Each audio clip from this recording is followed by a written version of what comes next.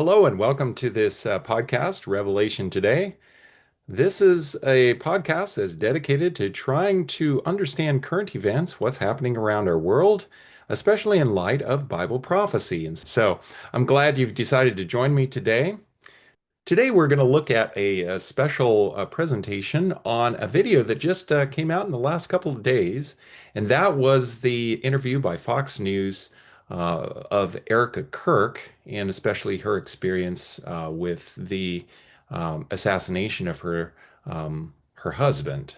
Now, the title of the presentation today is called Warning Spiritualism Ahead because I think it brings up a lot of disturbing information, especially about where our world is headed. Today, we are going to look at this. And before I get into it, I want to just put a couple disclaimers out there. My heart really goes out to Erica Kirk. She has lost her husband, the love of her life, in a most violent way. And now she's in a very difficult situation as a new CEO of TPUSA and also trying to raise two small children as a single mom. So my heart goes out to her. But the video that we're going to be watching today is primarily the last 20 or so minutes. And so if you want to look at the full interview, I would invite you to go to YouTube and just look up Erica Kirk in her own words. You can watch the full 58 minutes and 50 seconds um, of this interview. But we're specifically going to be looking at the last 20 minutes because it is specifically highlighting the topic of spiritualism. Now, some people say, well, what is spiritualism?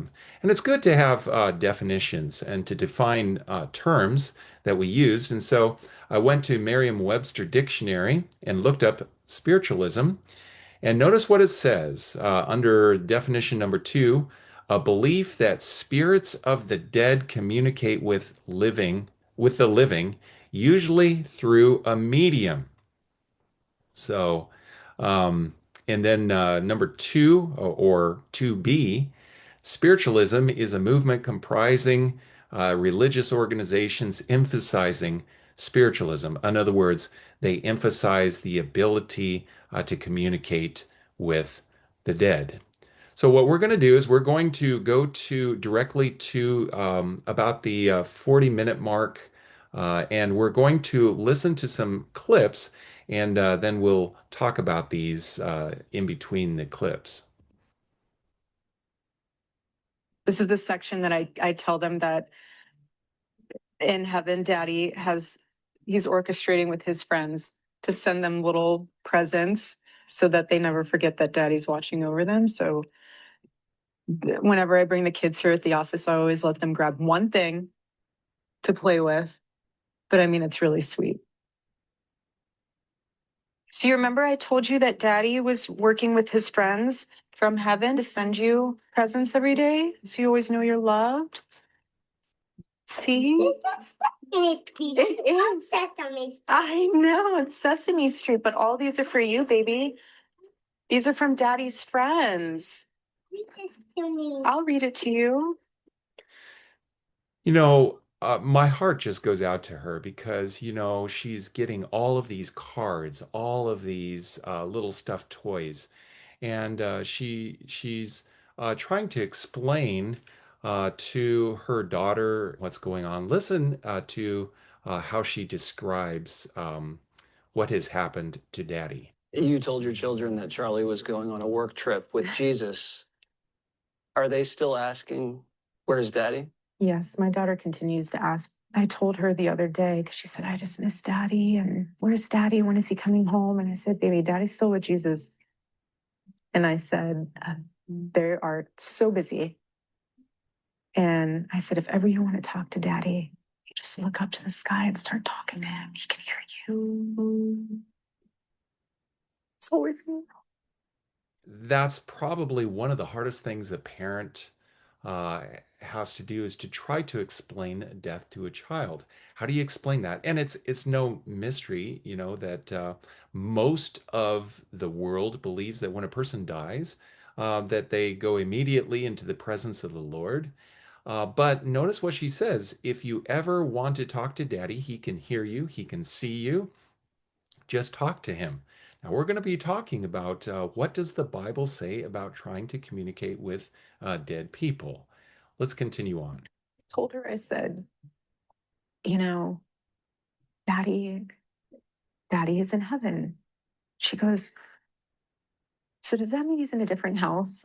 And I said, yes, baby, he is building a house for us. Some people would say a mansion. She goes, you think I could go sometime?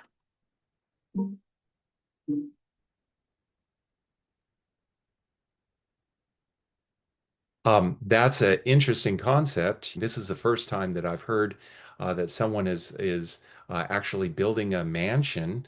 The Bible says in John chapter 14, Jesus himself says, "Let not your heart be troubled. You believe in God, believe also in me. In my Father's house are many mansions. If it were not so, I would have told you. I go to prepare a place for you, and if I go and prepare a place for you, I will come again and receive you unto myself, that where I am, there you may be also." And so, interesting that she says Charlie is the one building the house, where Jesus specifically says, I'm the one that's building a house. And when I come back, I'm going to receive you to myself. Children are so precious. And I said, baby, we will all go one day. We will all go one day. That is true. We are going to, if we are faithful to Jesus, Jesus is going to come back. And at the second coming, we are going to be united together with him and join him in heaven. And we will always be together with the Lord. But it does not happen immediately upon the very second of death. It makes me speechless because it's for the kids. And that's how I can keep telling the kids, Daddy's thinking about you and loves you. And all these people say stuff. I mean, it's endless, which is amazing. Yes, baby. Would Charlie have forgiven his killer? He's in heaven. And he sees everything full picture. And I truly believe that if the Lord, which this does not happen, but if the Lord gave him an option to return back to earth, and if the Lord said, this is what your death is going to be the catalyst for, do you want to go back and exchange it? He'd say no. Wow. He'd say, Your husband. So, kind of an interesting thought. She says she clearly believes that Charlie is in heaven, but if he had the option to come back and to get back his life and get back his wife and family, but he would not choose to do that. Well, that's kind of an interesting thought, and but clearly she believes that this is going to have a bigger effect. This becomes a catalyst of something massive. And I believe she's right. I believe that the death of Charlie Kirk is a major turning point in our world. It's going to change the church. It's going to change our society in ways that we don't really understand right now. His life was taken on a college campus. You're here now on campus. Do you feel safe? yes, because I feel Charlie with me here. You feel Charlie here right now. I know you do too. I feel him too. Well, God bless you. Jesse. And God bless Turning Point USA. Kind of an interesting thought. She says, I feel his presence here. Now, friends, let me ask a question. When departed people go, when people die, okay, um, the question is, can they come back? Is their presence felt?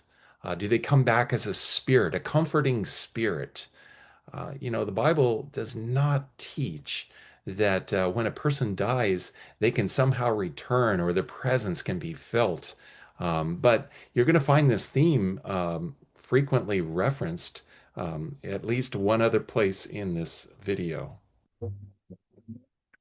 Die with Charlie. It's getting bigger.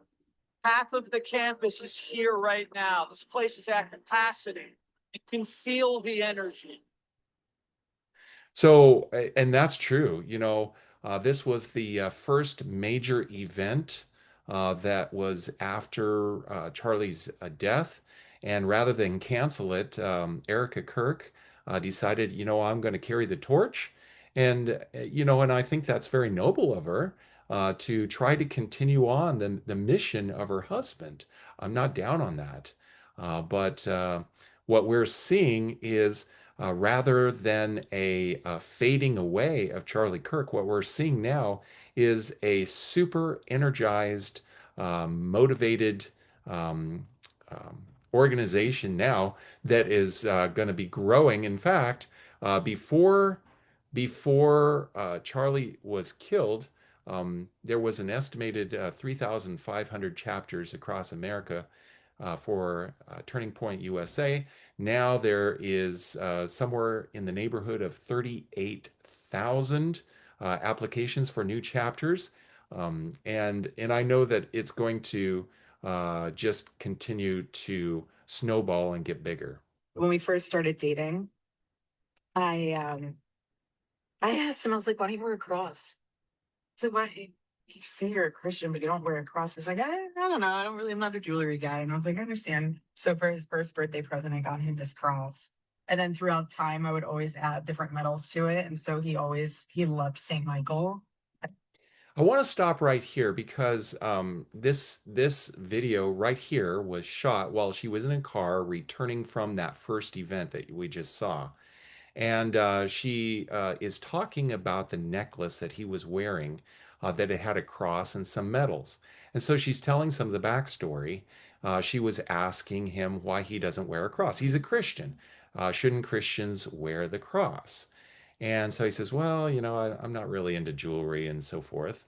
And so what does she do? She buys him a cross for his birthday. Well, if your spouse buys you something, I mean, you feel kind of obligated. So he put it on. But as time went on, she would just continue to add medals. And notice that she references St. Michael.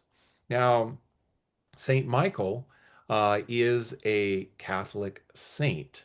In fact, if you go to the website, Catholic.org, it says that St. Michael is Michael the Archangel. Erica Kirk is a Catholic. She is a practicing Roman Catholic. And I think it's very important for us to recognize that she not only is a practicing Catholic, but she's um, giving this necklace to her husband to kind of protect him. Saint Michael is the patron saint of protection.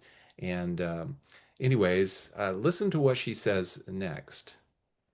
Every time he put this on, he just felt like it was his armor. Yeah.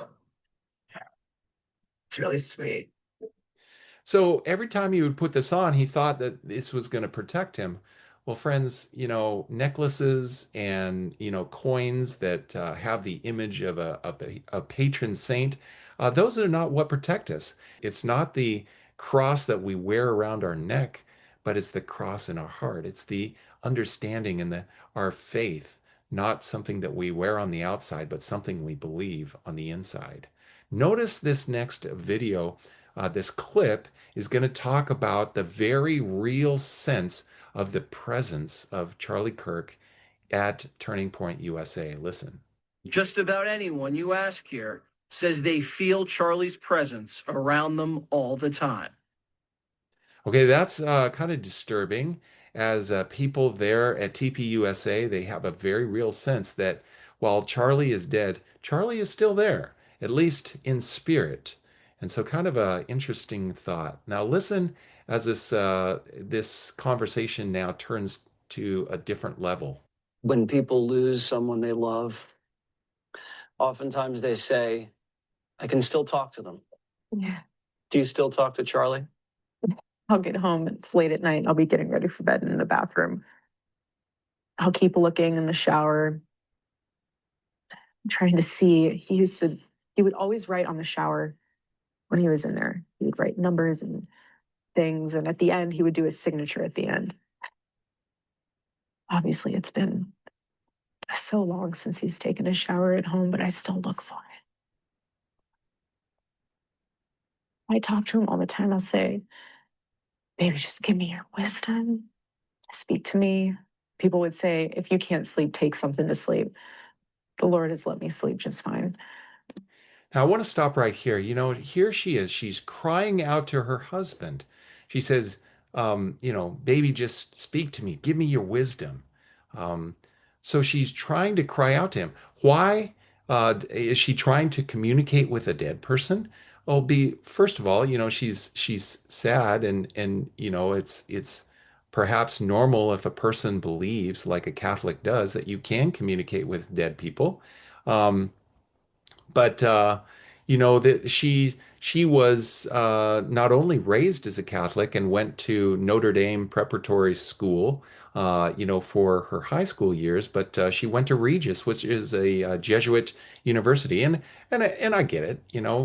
Not everyone who graduates from a Jesuit university is a Jesuit. Just like not everyone that goes to BYU is Mormon. But the reality is this, is that a lot of these pieces, they seemingly unrelated, they all kind of join together here. Listen as she continues here. But I don't want to take anything. That's not how we operate. People were trying to say, hey, listen, maybe, to get some sleep, maybe you need to take some sleeping medication. She says, I don't want to take anything. That's not how we operate. She doesn't want to cloud her mind. Listen as she describes that. I take anything, it'll numb me from being able to hear from the Lord and for Charlie. So she says, I want to be able to have a clear mind so I can hear from the Lord and Charlie. I'm not sure whether she actually said to hear from the Lord and Charlie, or what exactly she believes by that. I want to be able to talk to him. I want to feel this so deeply. I want to be able to talk to him, to communicate with my dead husband. I want to feel this. Listen. And if I'm numb to that, he can't use me. But I talk to him all the time. Charlie, what do you think of this? Can you believe this happened today? Gigi said hi. Just and I realized that's healing. You don't ever want to stop talking about the people that you love, even though they're in heaven, especially to your babies, because that means that they're still there. I always want my husband's voice and his name to be on people's lips. He's a good man. Well, the next time you talk to Charlie, please tell him we love him. And Erica, we love you. And thank you so much. God bless you. God bless you too. Clearly, Erica Kirk she's hurting. She's lost someone who is so close to her, kind of her soulmate. And it's hard to watch this and not feel a sense of sympathy going out for her. And I do. I feel for her. But she is so open to being misled and deceived by the devil. I want to go to the Bible at this point in time and talk about, what does the Bible say about what happens when people die? Can we communicate with them? Because the Bible is very clear. And beginning in the Old Testament, in Leviticus 19, verse 31, it says, give no regard to mediums and familiar spirits. Do not seek after them to be defiled by them. I am the Lord your God. A chapter later in Leviticus 20, verse 6, it says, the person who turns to mediums and familiar spirits to prostitute himself with them, I will set my face against that person and cut him off from his people. Notice that the term prostitute himself with them. So God looks at communicating or attempting to communicate with dead spirits as prostitution against himself. And later on in that same chapter, we find how serious this really is. It says a man or a woman who is a medium or who has familiar spirits shall surely be put to death. They shall stone them with stones. Their blood shall be upon them.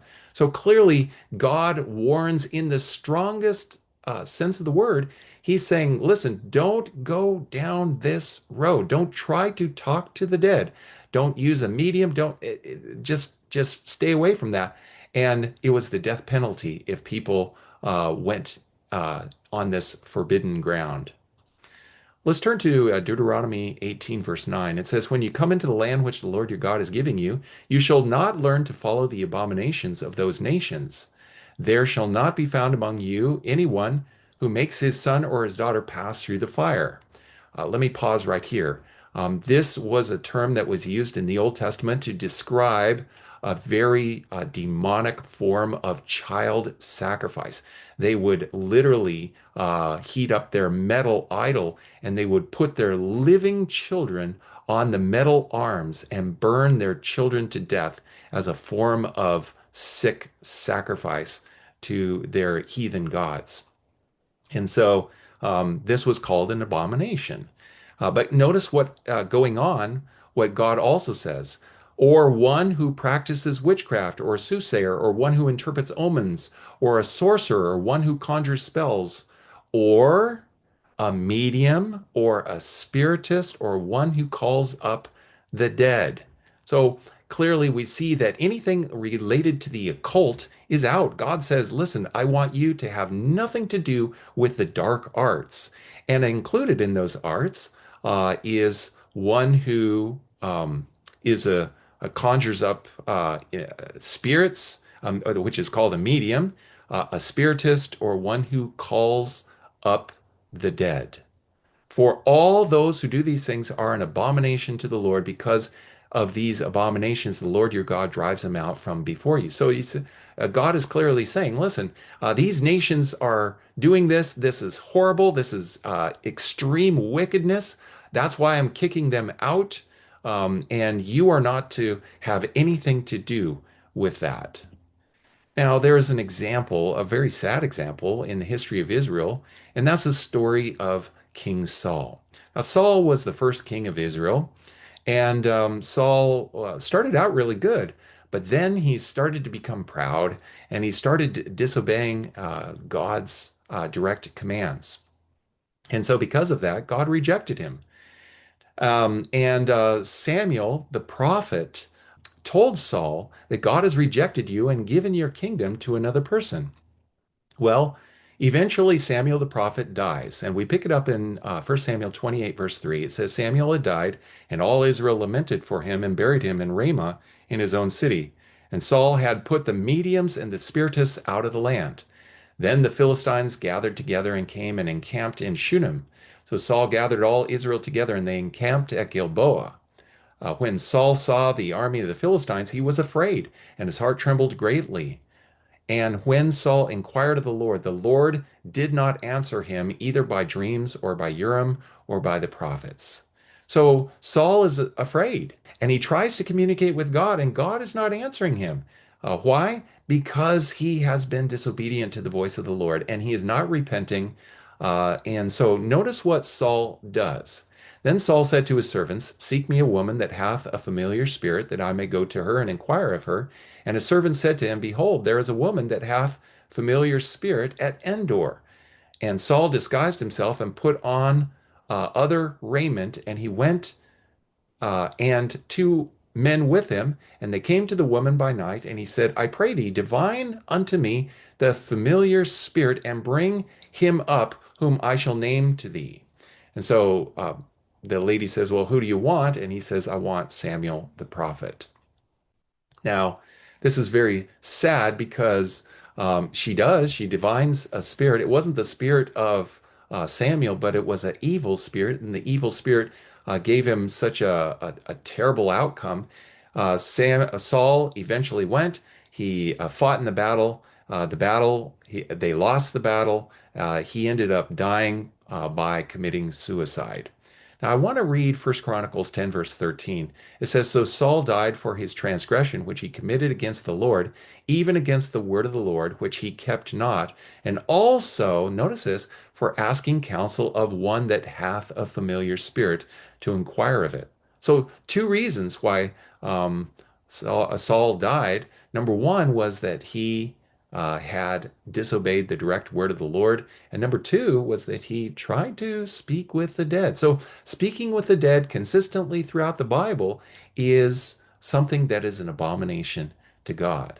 In Isaiah 8, verse 19, it says, And when they say to you, Seek those who are mediums and wizards, who whisper and mutter, should not a people seek their God? Should they seek the dead on behalf of the living? The clear answer is absolutely not. God's people are to have nothing to do with speaking with the dead. We come to the book of Revelation, and this is why we call this Revelation today, because it has something to do with what's going to happen at the end of time.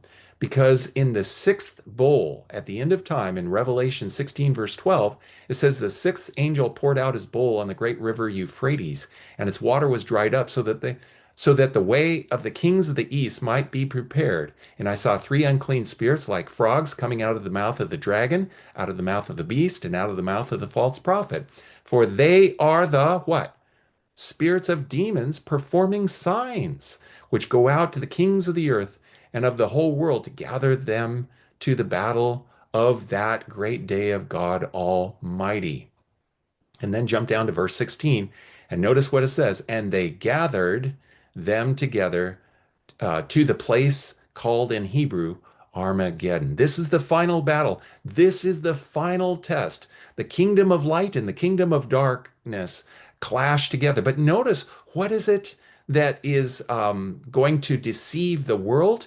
These are spirits, the spirits of demons performing signs. And friends, I believe that spiritualism is right at the forefront of this because Satan is a liar. Satan tries to impersonate. Notice what Paul says in 2 Corinthians chapter 11, verse 13. Speaking of false apostles and deceiving workers, notice what it says. For such are false apostles, deceitful workers, transforming themselves into apostles of Christ. And no wonder, for Satan himself transforms himself into an angel of light. Therefore, it is no great thing if his ministers also transform themselves into the ministers of righteousness, whose end will be according to their works. So, friends, you can see clearly here that Satan, one of Satan's deceptive methods, is to transform himself into an angel of light. Or, for that matter, he can transform himself into any number of different individuals. Notice what it says here in Great Controversy, page 561. It says, Satan has long been preparing for his final effort to deceive the world. The foundation of his work was laid by the assurance given to Eve in Eden, Ye shall not surely die. In the day that ye eat thereof, then your eyes will be opened, and ye shall be as gods, knowing good and evil. Genesis 3, verse 4 and 5. Little by little, he has prepared the way for his what? Masterpiece of deception in the development of spiritualism. So, question, what is spiritualism? Spiritualism is the masterpiece, it's the icing on the cake. He has not yet received the full accomplishment of his designs, but it will be reached in the last remnant of time. Except those who are kept by the power of God through faith in his word, the whole world will be swept into the ranks of this delusion. The people are fast being lulled to a fatal security to be awakened only by the outpouring of the wrath of God. So you see, friends, why it is so important for us to pick up on these things because a vast majority of the world believes that Charlie Kirk could, in fact, come back and give us counsel. And because his spirit doesn't die, it just is gone and continues to live on. I want to finish with this video. If you're a nature lover, this might be a little hard to take, but it has a very powerful message, which we're going to talk about at the conclusion. This has to do with the way that orcas hunt seals. Take a listen. Spreading out, they spy hop to search the ice floes.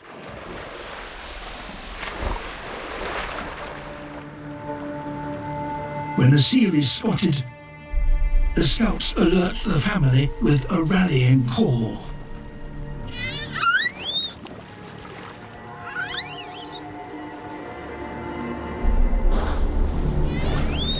But if they're to catch a seal resting on such a large piece of ice, the hunters need to change their tactics.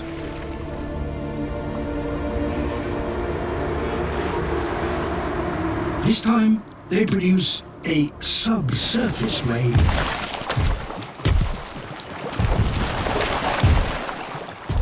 It breaks the ice into smaller pieces.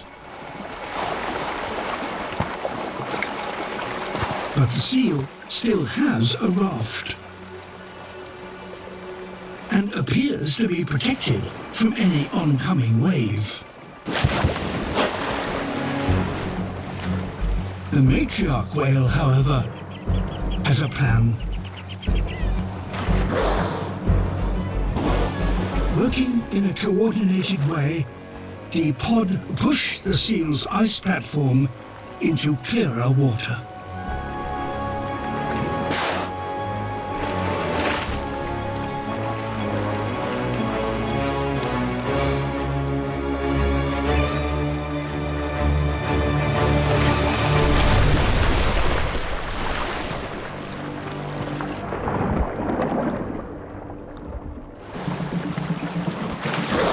The matriarch now tries another tactic which will avoid injury.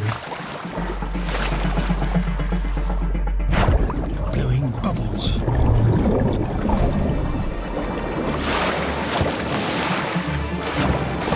They disorientate the towering seal.